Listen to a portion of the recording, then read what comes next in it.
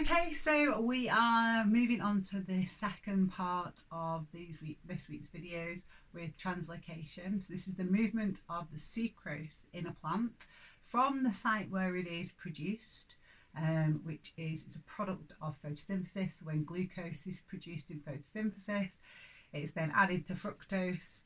The fructose is produced from the glucose and added together to make the disaccharide sucrose, which is the transport disaccharide in a plant, and then it is transported around the plant to areas of the plant that don't photosynthesize. And this is the story of how that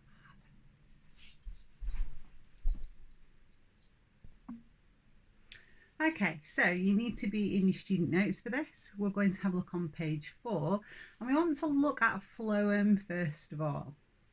Okay, so on page 4 there are some keynotes about phloem vessels. So we know about xylem vessels. So here's our xylem vessel here.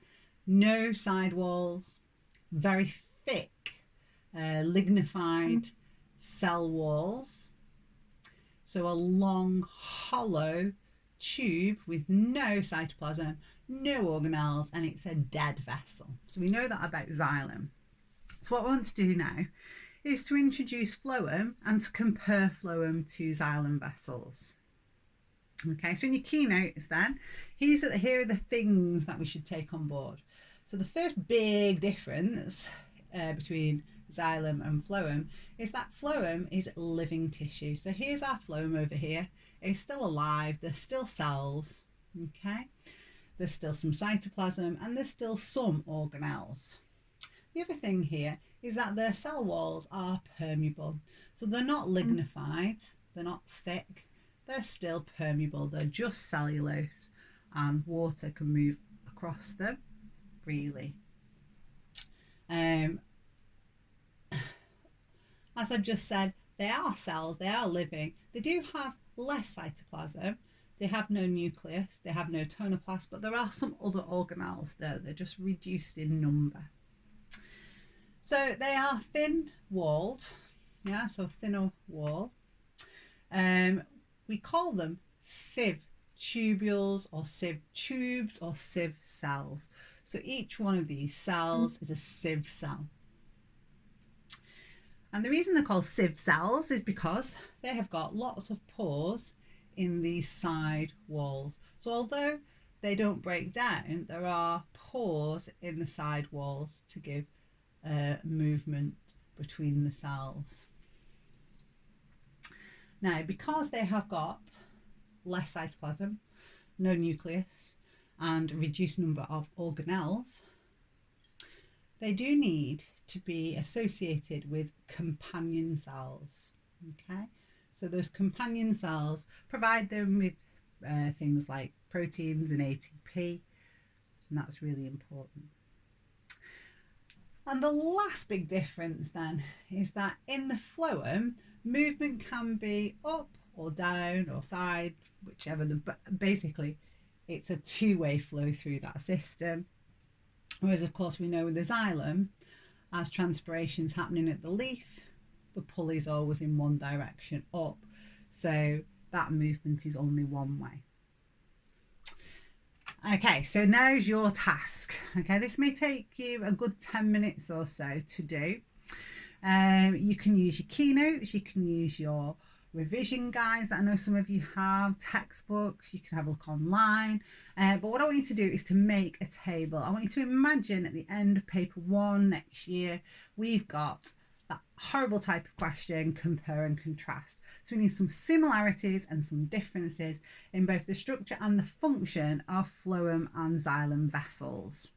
Okay, so get yourself some paper.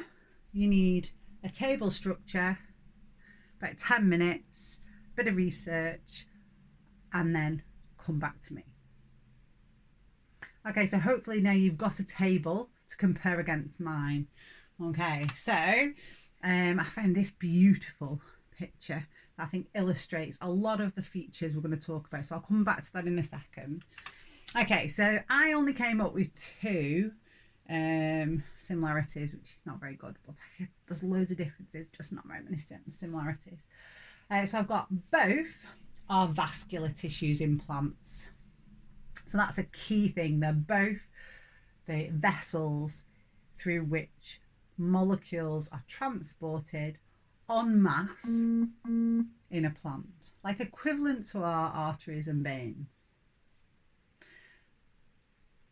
Because they're vascular tissues, they're found in the vascular bundle of a plant.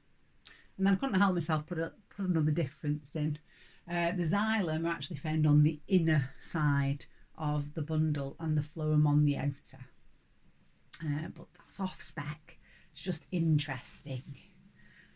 Okay, the only other thing I could come up with as a similarity, apart from them being vessels or vascular tissue, was that the cell wall of both of them contains cellulose.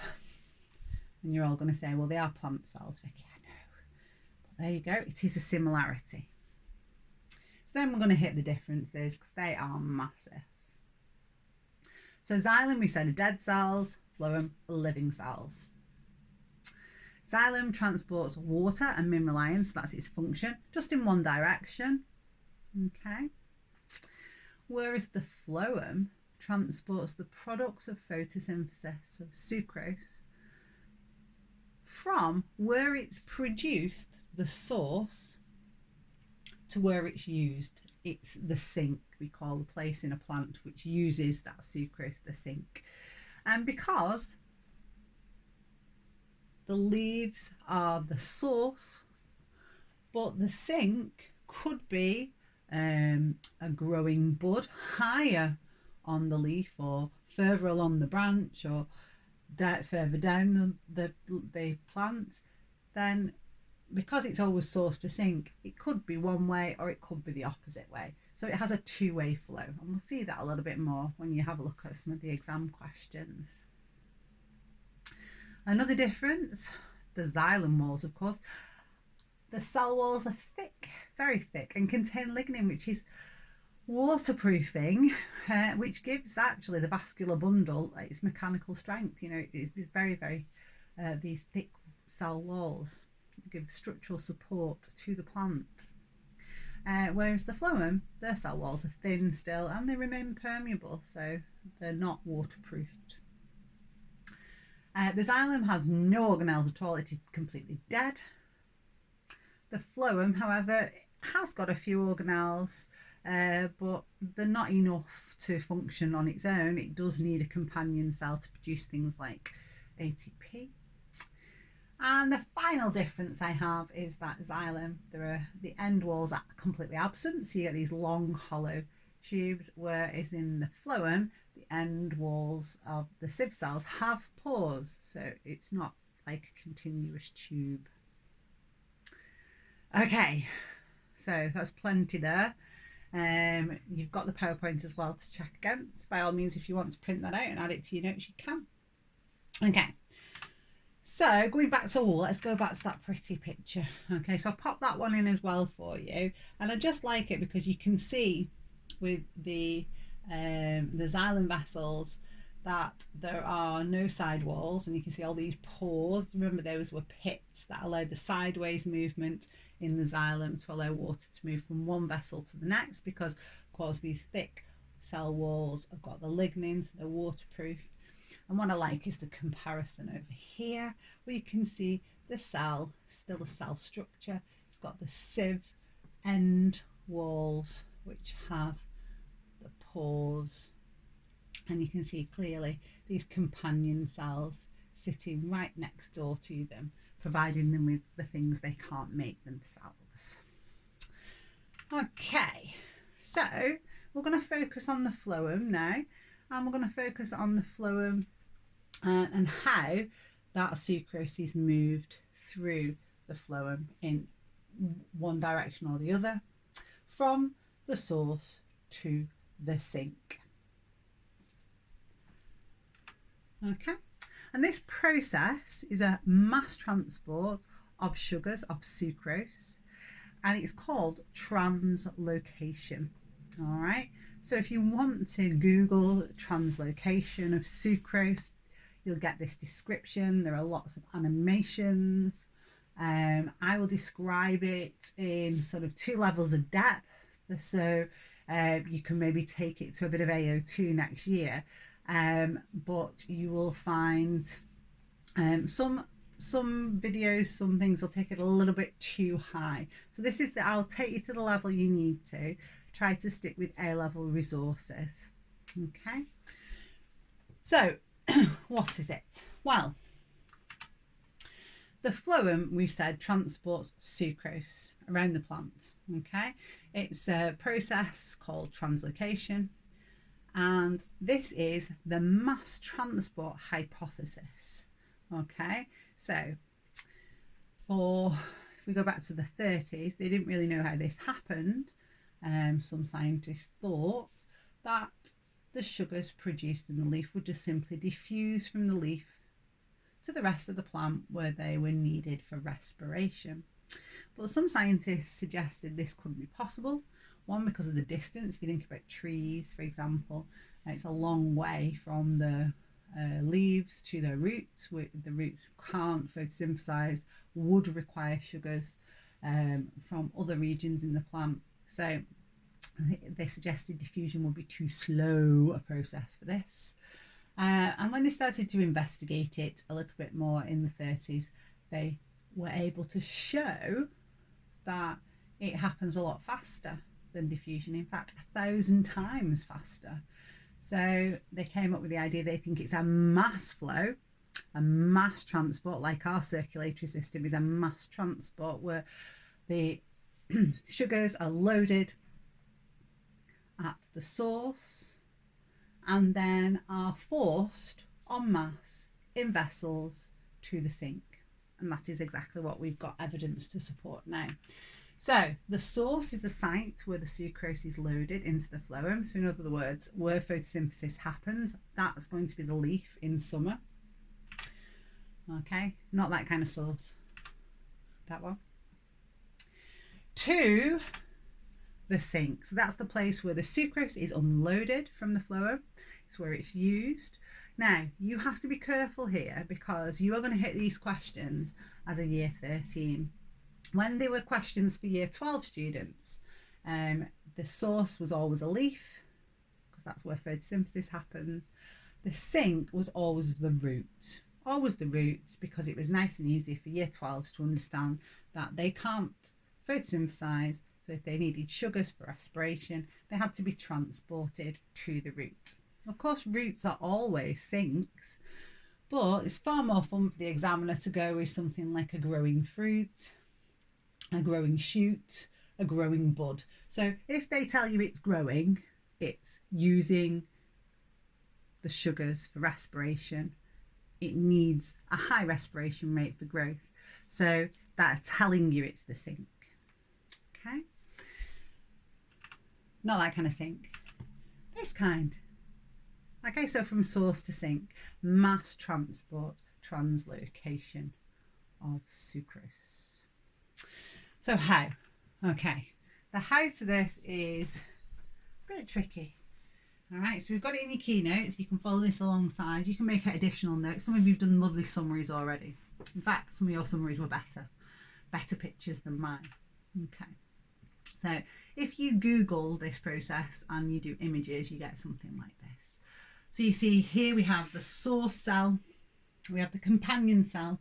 This is one of our sieve cells, sometimes called sieve tube elements. So don't get confused, it's just a different name for the same thing. So this is the sieve cell making up our phloem. And you can see next door we've got a xylem vessel running parallel.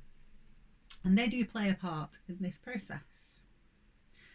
Okay, so at its simplest, in terms of a description of this process for maybe 4 or 5 marks, we start at the source. And we say something along the lines of sucrose is taken into the companion cell from the source using ATP. So there's active transport of sucrose from the source, the leaf cell, to the companion cell.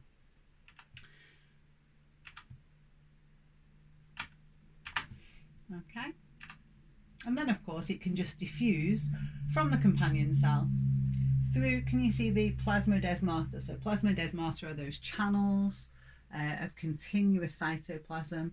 So the companion cells have got continuous cytoplasm through these channels with the sieve cell. That allows big things like proteins to move from this companion cell to the sieve cell. Okay, so we've had active transport of the sucrose into the companion cell, and then it just simply diffuses into the sieve cell like that. Okay, now you could probably work out what's going to happen next, because we've just moved a whole load of sucrose, which is a solute, into the sieve cell. Okay, so have a think about water potential and what's going to be happening to the water potential there. Good. So the sucrose causes the water potential of the sieve tube element or the sieve cell to lower. Okay, now have a look at the xylem. It's running just next door to the phloem. So water moves from the xylem to the phloem by osmosis down that water potential gradient. Now, let's do that. There are 2 mark points. Now, we've suddenly got an increase in volume in this sieve cell. What do you think is going to happen to the hydrostatic pressure of the phloem at that position next to the source? Well, the movement of water in will create a high hydrostatic pressure in this sieve tube cell. Now that's going to force the fluid in that cell to an area where there is a lower hydrostatic pressure. Okay. So water will always move from an area of high hydrostatic pressure to low hydrostatic pressure. And as it moves, it carries the sucrose with it in a mass flow. So where's the low hydrostatic pressure going to be? Well, it's going to be the sink. Why? Why will the hydrostatic pressure be at the sink? Well, if you have a look at this part of the diagram, you can see that here we're uploading the sucrose. So this can either be active transport or it can be diffusion, depending if there's a concentration gradient or not. But we uptake the sucrose. Now, as soon as we do that, we're changing the water potential again here. So we're increasing the water potential again, which means now the water potential becomes higher here than in the xylem. Remember, there's all those mineral ions in the xylem. So water moves back into the xylem by osmosis, lowering the volume and meaning that there's a lower hydrostatic pressure here. Okay, now there are never any mark points for all of that bit. You just to know it. Okay, so sucrose moves into the sink is usually a mark point sometime by either diffusion or active transport. Okay, like that. And that's why there's a lower hydrostatic pressure here. You can see to complete the description, you would say here, the water potential now goes higher, water moves out of the sieve cell back to the xylem, and that causes a lower hydrostatic pressure here. That's why that movement is always from source to sink. This is really important because that sink doesn't have to be a root cell. That sink could be higher up the plant and you would still get movement to it because the hydrostatic pressure will always be lower wherever the sucrose is being unloaded, being used. Okay. Remember, this cell is using that sucrose as a source of sugars for respiration. Okay, now in some of the textbooks they have got a little bit more information at the source cell. Now I've included this because most of the A grade and A star students will want this for their essays. They haven't assessed it using this additional information, okay, but I'm going to show it to you anyway. Now this is not in your keynotes, so if you want to take additional notes you can. You can take them from the PowerPoint, remember, as well. You can print this slide if you want. So It's the same story. There's just a little bit more detail here in the source and companion cell. Okay, so here's our source, there's our companion, there's our sieve cell. This is the leaf cell. So here's the detail. This is a co-transport mechanism. So in the first description I gave you, I just said sucrose moved by active transport from the source cell to the companion cell and then diffuses into the sieve cell. That's completely true.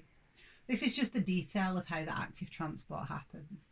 So sodium ions are actively transported using the ATP out of the companion cell into the source cell.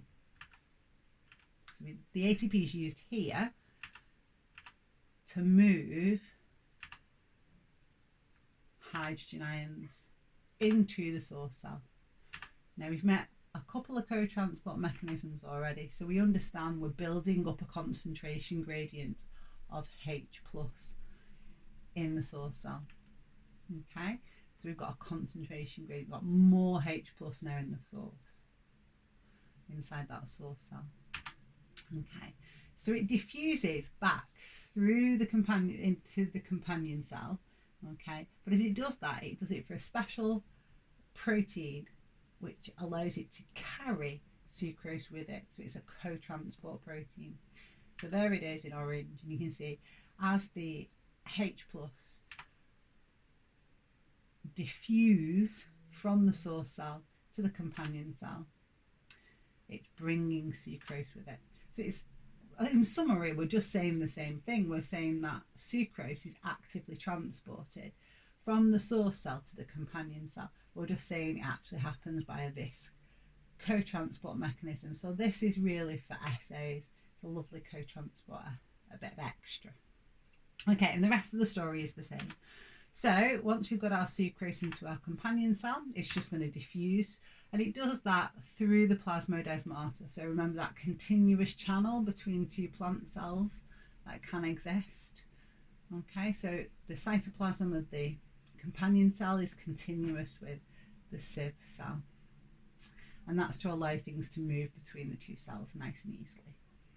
Okay, so there goes our sucrose by diffusion through those plasmodesmata. Now what's happening to the water potential? The water potential in the sieve cell is lowered because of the sucrose. What happens to the hydrostatic pressure? Well, water moves from the xylem by osmosis, increasing the volume in the sieve cell. This creates a high hydrostatic pressure in the sieve. You can call them sieve cells, sieve tubules, or sieve tube elements. They all mean the same thing. They're different in different textbooks. So that means we've always got a high hydrostatic pressure in the sieve cell at the source.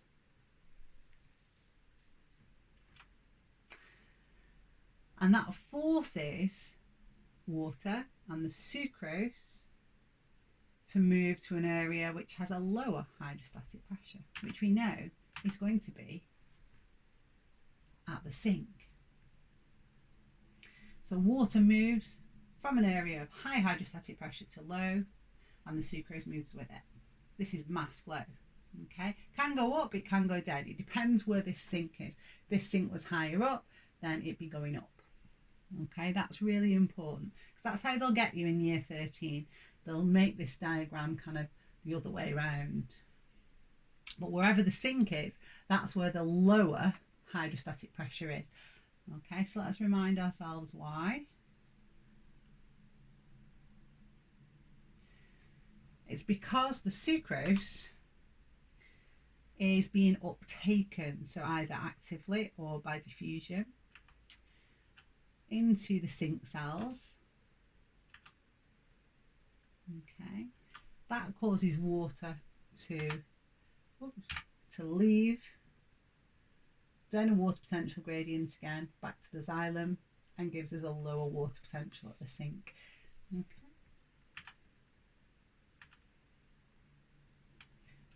That can be diffusion or active transport. Depends if there's a gradient. Okay, right, so task time. Okay, you're gonna have to pause the video on the answer. I want to know what went well, even better if. This is the answer describing this process. So describe the mass flow hypothesis for the mechanism of translocation in plants, 5 marks. Okay, this lowers the water potential of the sieve tube, and then water enters by osmosis. The increase in the volume of water creates an increased pressure, and this causes the movement of water towards the sink. The sucrose is then actively transported into the sink cell, and the sugars are used in the cell, for example, in respiration. Right, so how many marks would you give them? What went well, if anything? And it would be even better if they did what? Stop, have a go, and then rejoin. Okay, so I'm hoping you've gone, well, it's not a very good answer, Vicky, that they've missed out the most important bit at the beginning. What's lowering the water potential? There's a lack of detail throughout and keywords missing. So should we have a review one at a time? So what's missing at the beginning? This lowers the water potential. So we need to have in there before that, to make it even better, sucrose is actively transported from the sink cell to the companion cell and diffuses via the plasmodesmata to the sieve cell or sieve tubule or sieve tube. Okay, and that's your first mark point, and they've missed it out completely. Okay, so then they get a mark point for saying this lowers the water potential of the sieve tube. Then they should say sieve tube cell or sieve tube tube element, but they get away with it. And water enters by osmosis. But what they wouldn't get away with is from where. Our exam board has become obsessed with where things are moving from and to and being really, really precise. So enters by osmosis from the xylem, or else there's no marks there. Oof. So if you were given a mark point for that, you missed that bit of detail. Okay, the increase in volume of the water does increase the pressure, but keyword missing. Did you spot it? Hydrostatic pressure. So we're not going to get that mark point. This causes the movement of water towards the sink. Well, yes, the movement of water, but also the sucrose. So that's missing. And we've not talked about the idea of the hydrostatic pressure gradient. So no marks. The sucrose is then actively transported or diffuses into the sink cell via the companion cell, and the sugars are used in respiration. Sometimes you get a mark point for that sugars used in respiration, or the sucrose used in respiration. So I'm hoping you gave it absolutely no marks at all. Awful answer. What went well? I don't know. They turned up. Let's have a look. So it's detail and keywords, and if you've been getting that feedback as well, detail and keywords, we need to really push for that development now over these next few weeks. So hopefully by showing you answers like this will help you to pick apart other people's answers. It's always easier, and then improve your own. Okay, so here I've sort of summarized the mark points for you. Okay, and try to give it in the kind of detail they're going to need. So sucrose actively transported into the phloem from the source cells. Well, on the new spec, you might get away with that as a statement. I'd prefer it if you put the 2 steps in. So if you put the source to companion cell for the active transport, and then diffuse into the phloem, into the sieve cell, via the plasmodesmata, because otherwise we might miss that mark point because of one of those details. You won't have to have all those details, but sometimes they'll put one of them on the mark scheme. It lowers the water potential in the sieve tube cell. Water enters the phloem from the xylem by osmosis. Have to have all that in. It creates an increase in hydrostatic pressure, and this causes the mass movement of water and sucrose towards the sink.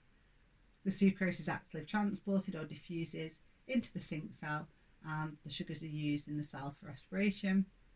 The water potential in the phloem is now higher than the xylem, and the water moves back into the xylem, creating a lower hydrostatic pressure at the sink. I think that's going to be keener on the new spec. You won't see it on the mark schemes for old spec questions, but it's the real sort of understanding why there is a hydrostatic pressure gradient, and that it always is lower at the sink. The sink can be higher than the source in the plant. It doesn't have to be lower. Okay. Now, the next bit is your AO2s. AO2s and AO3s. These are mad practicals that they did to prove all of that hypothesis is true, or well supported. Because in science we always have a hypothesis for how something happens. So in this case, the hypothesis of how sucrose moves en masse from the source to the sink in a plant. And then we've got to create lots of experiments to show that is true, yeah, to support, provide evidence for that support. Okay, so how do we know the phloem is used, first of all? How did we work out it's phloem used to transport sucrose?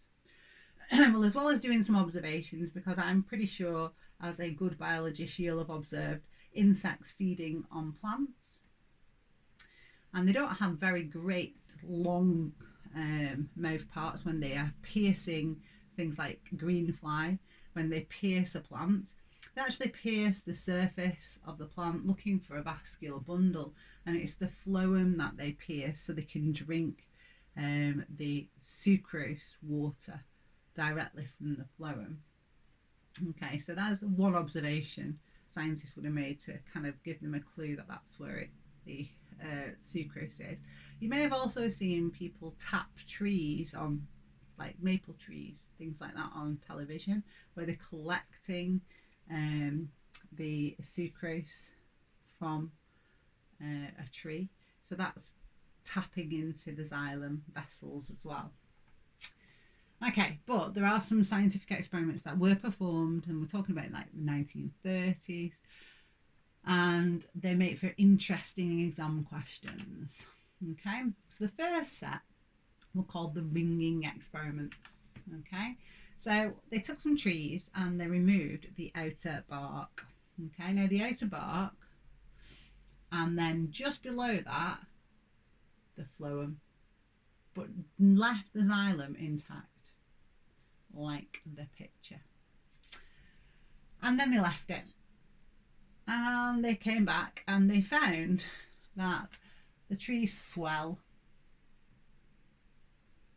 Okay, now for a tree, most of the sink cells are, or there's a lot of sink cells at the bottom of the tree because there's no leaves there, whereas the leaves are all in the canopy at the top, aren't they?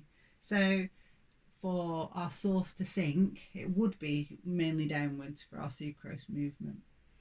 Now, we're proving that it was phloem that the sucrose is moving in. That's what these experiments were trying to show. So, why did it swell? So the phloem's been removed, so the sucrose can't pass down. That's what the scientists are concluding. So this is showing that the sucrose is moving in the phloem. This then lowers the water potential in that area. Water moves in, then a water potential gradient by osmosis, and causes it to swell. So it's this swelling caused by the build-up of the sucrose that gives the evidence that the phloem is where the sucrose was transported, because they've removed the phloem and the sucrose can no longer move. That's why it swells. Okay, so that's one set of experiments. Another set of experiments use the lovely aphids. So you can see the green fly there.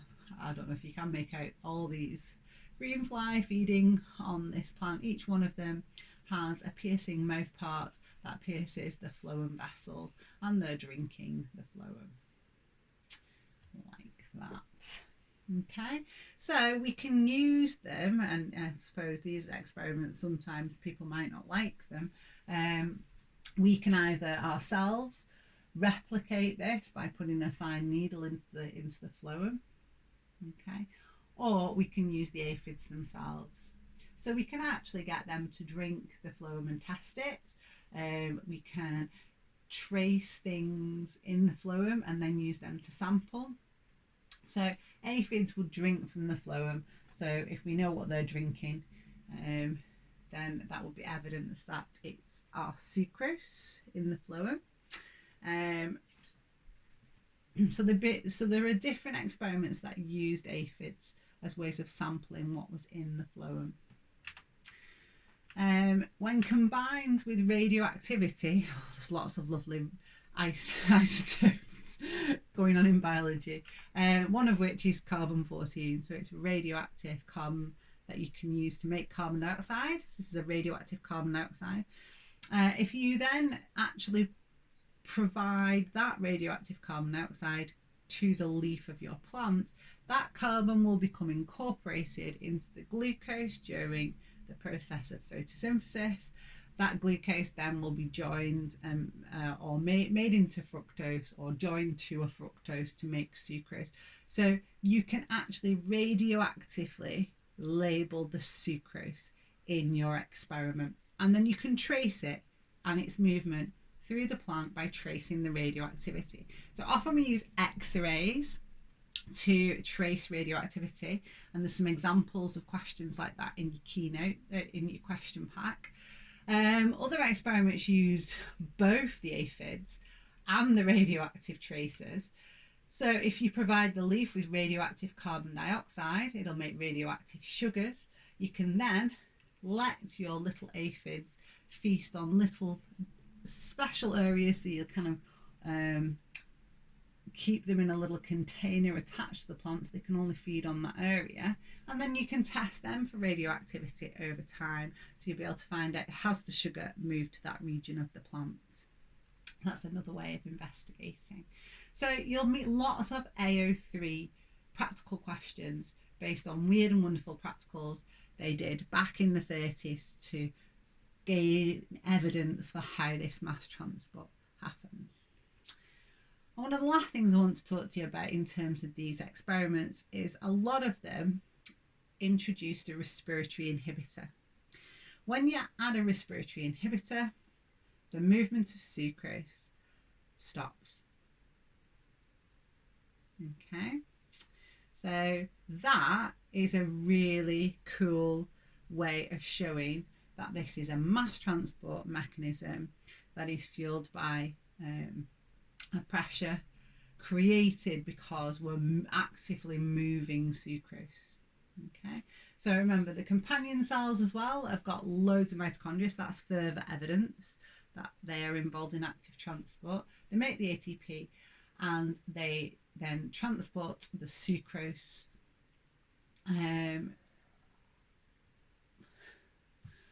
and it's that sucrose, of course, that lowers the water potential in the sieve cell. If we introduce a respiratory inhibitor, this process of translocation, so the movement of sucrose from source to sink, because of the hydrostatic pressure difference, stops, because there is no longer a hydrostatic pressure difference, because the source were not actively transporting sucrose into the sieve cell. Therefore, water doesn't move in by osmosis, and the hydrostatic pressure is not high. Therefore, the water and the sucrose do not move. Okay, and the final bit of evidence is that phloem moves 10,000 times faster than diffusion. I said 1,000 times faster before. It's not, it's even more, isn't it? 10,000 times faster than diffusion alone. So we know it's mass transport. So when you are measuring doing these experiments, and you're tracing the radioactivity through the plant, or the sucrose through the plant, you can prove it's much faster than if you were just letting the sucrose move by diffusion. Okay, and in fact 10,000 times faster. Okay, task time. Now you will need to print out this sheet. So you just print this one slide from the PowerPoint, and then you're going to be completing this. Okay, it's going to take you probably about 10 minutes to complete. When you've completed it, if you come back to the video, I will show you my completed version and we'll just review. Okay, so completed version should look a bit like that. I will also include this as a PDF on the email, so you've got it in case you want to zoom in on it a little bit better. So define the term translocation. We want mass movement in there, that's got to be there, of sucrose, okay, from source to sink in the phloem. If you want extra detail, it's because of a hydrostatic pressure gradient. Yeah, so it's a pushing force. I've not said this before, have I? I think that's a really important thing to note. It's a pushing force, like your heart pushes your blood. This hydrostatic pressure is pushing the flow of the water and the sucrose. So it's a, if you tap, so if you take a fine needle and you tap into the phloem, the sucrose will ooze out. It'll be forced, like when you tap in these trees. If you have Google, tapping trees, you'll be able to connect up to the phloem vessels, and because there's a high hydrostatic pressure in those vessels, the fluid will ooze out of the whatever you've used to tap it, the needle, etc. Whereas the xylem, because it's a pulling force, that tension, it's a sucking, so actually a negative pressure, so nothing would come out if you put it into the xylem and a needle. Anyway, digressing, sorry, back to the task. Describe how sucrose is actively loaded. So you could have co-transport if you like, and that detail, I'd love that for some of you that are going for the A-star. But if we've got active transport from the source into the companion cell using ATP and then diffuses into the sieve cell, that is beautiful on its own. Describe how sucrose is removed from the phloem at the sink. Well, it can be actively transported or diffused. Doesn't matter, it can diffuse from the sieve cell via the companion cell. Describe how the hydrostatic pressure results in the movement of the assimilates. Remember, assimilates are just molecules that are joined together to make things. So you can use sucrose to make things, okay, along the phloem. High hydrostatic pressure at the source due to a low water potential and water moving in via osmosis. Lower hydrostatic pressure at the sink, as there's a high water potential and water moves out by osmosis. You probably have to say moves in from the xylem and out to the xylem, really, to get your detail. Okay, so we'll come back to the evidence. Have a look at the comparisons. You should have the substances for xylem, water and mineral ions. For phloem, sucrose. Is energy required for xylem? No. It was a passive process, wasn't it? Because when the stomata open, water diffuses out to the leaf. Whereas phloem, we can see now the movement of sucrose was active at the beginning, and so yes, it requires ATP. Xylem, the direction is one flow in the phloem in both directions. Dead cells for xylem, living cells for phloem. No cell contents present at all for xylem, little or reduced for phloem. The cell wall is cellulose for both, but cellulose and lignin for the xylem. Okay, so the evidence for translocation, list some evidence for the translocation mechanism, give the evidence and what it proves. Well, I said there were radioactively labelled carbon dioxide could be provided to a leaf, and the radioactivity moves to the sink faster than diffusion, so that's good evidence. The ringing experiments, where you remove the outer bark, you get that swelling above because the sucrose builds up, lowering the water potential, and water moves in, causing swelling in that area. And if you stop ATP production, introduce a respiratory inhibitor, the process stops. We know it needs ATP. They're just some of the practicals. There are so many different ones, and really through practicing the exam questions, you'll see different ones presented to you in different ways. It's AO3, they are the harder questions, okay, but they're the main principles that are the basis of those practicals. And then use the space below to compare the mechanisms of translocation with that of transpiration.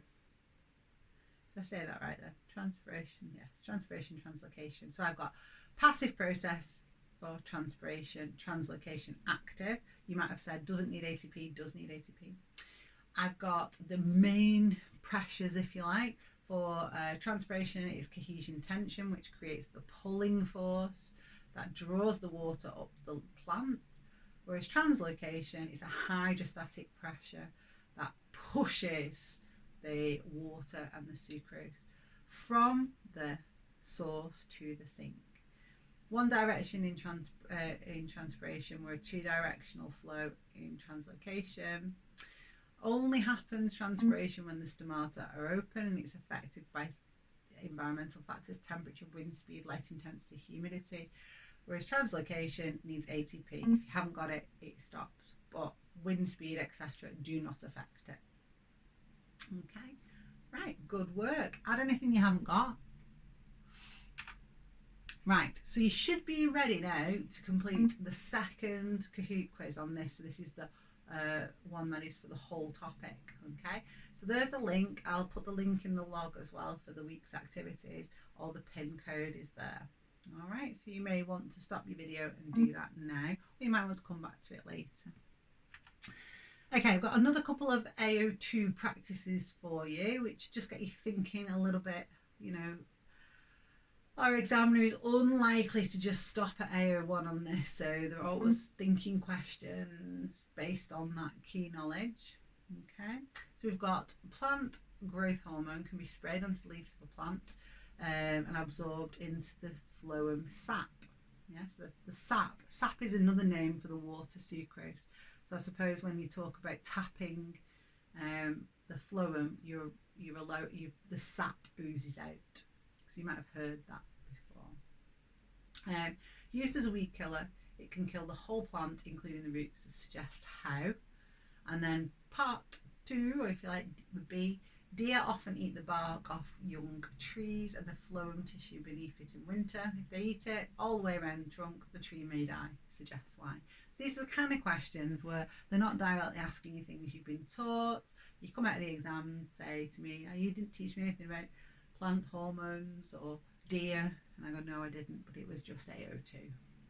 Okay, so these are just a couple of examples of things the examiner have asked before. Of course, I can't predict what they would ask you, but it's just being ready and resilient to just dig deep and find out what you do know. So have a go at these two, pause, and then come back. Okay, so for A, well, the whole thing dies because of mass transport. The mass transport will carry the plant growth hormone from the leaves to the roots.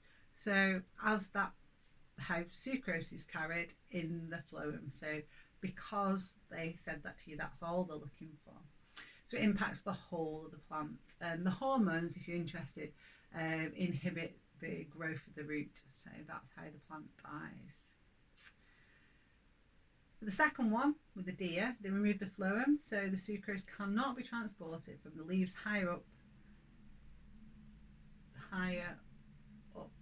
the tree to the roots and the lower tree, and these cells die due to lack of respiratory substrate. So the one thing I always say to my students, and I bet they're sick of hearing it, is if the questions seem really tricky and things that we've not taught you directly, then the answers are usually dead easy. Okay, so don't overthink them. Right, so follow-up tasks now. So these will be in your log as well. So if you haven't already, you need to complete all of your questions at the back of your student notes and check your answers. You can use the Quizlet set for this topic or the mark scheme because they're just the same. You need to complete the spot test for this topic and email your score to either myself or Joanne. And if you have time available this week, just because you know it's coming up, you can start working your way through the rest of the questions in the question pack. The more time you kind of give yourself, that can be quite tricky. You won't want to do them all at once. And you can use the mark scheme to review those. Okay, but I don't want to put any pressure on you to do that straight away.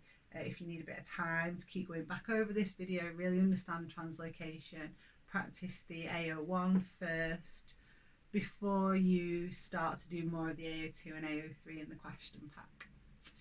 Okay, brilliant. So that's this week's videos. Thank you very much.